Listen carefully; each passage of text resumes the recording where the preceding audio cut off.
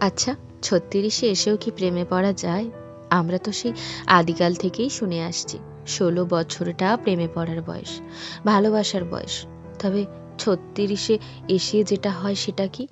৩৬-এ কি মন বলে কিছুই অবশিষ্ট থাকে না?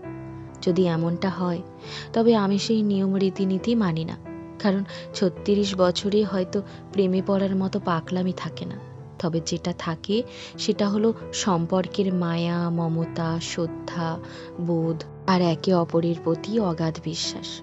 কেউ যদি কারো প্রেমে পড়ে, তবে সেটা হয়তো সময়ের স্রোতে হারিয়েও যেতে পারে।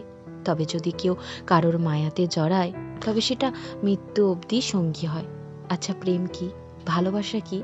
নাকি প্রেম আর ভালোবাসা একই ডালের ২টি ফুল? আমার কাছে তো মনে হয় কাউকে ভালো লাগাটা প্রেম, আর কাউকে ভালো লাগার পর ছাড়তে না পারা ভালোবাসা। আচ্ছা, নির্দিষ্ট বয়সের পর কি আর সেই ভালোবাসা যায় না?